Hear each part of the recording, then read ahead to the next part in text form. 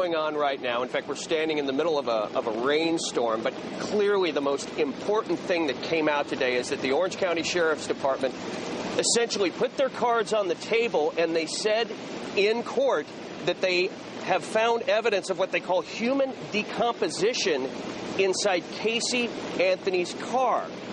Now, they also testified, the lead detective in this case also testified during this wrenching 2-hour hearing that has still been going on. He testified that they believe there is a possibility, unfortunately, that 2-year-old Kaylee Marie Anthony is no longer alive, and that they suspect that Casey Anthony, they call her a person of interest.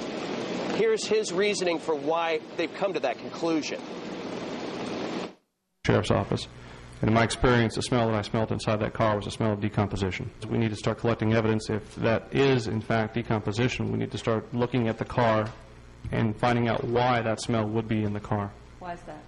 Because they found hair samples in the trunk of the car that are similar in length and color to that of Kaylee.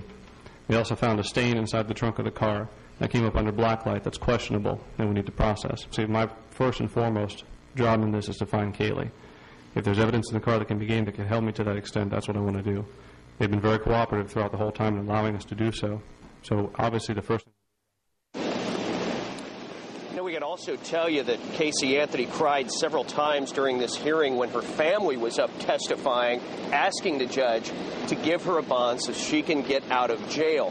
There's a long discussion that's been going on about that simply because, now that the Sheriff's Department has put their cards on the table and Casey Anthony realizes the evidence that they potentially have against her, that is all going into discussion right now.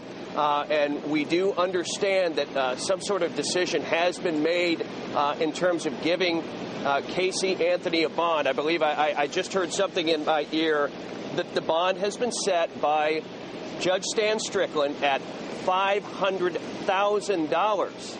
That is a very large bond indeed, and she will have to wear a GPS device as well. Now, what remains to be seen, what remains to be answered, is to whether or not Casey Anthony's parents are going to be able to afford this large of a bond. This means they have to come up with $50,000.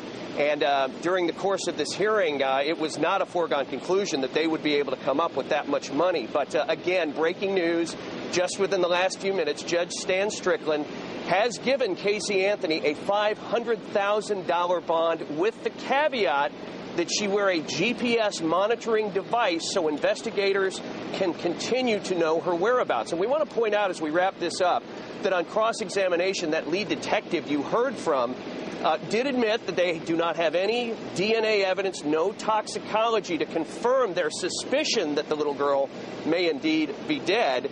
And certainly Casey Anthony is not charged with anything along those lines. Right now, she's only facing a charge, a third-degree felony of child neglect, and 2 misdemeanor counts having to do with lying to investigators. So we'll have much more on this case as it goes along. Obviously, it's breaking right now. The headline, Casey Anthony is given a bond of $500,000 with a GPS device, but it remains to be seen how long until she will be able to be released from the Orange County Jail. And we'll have much more throughout the day here from the Orange County Courthouse. Reporting live, I'm Bob Key.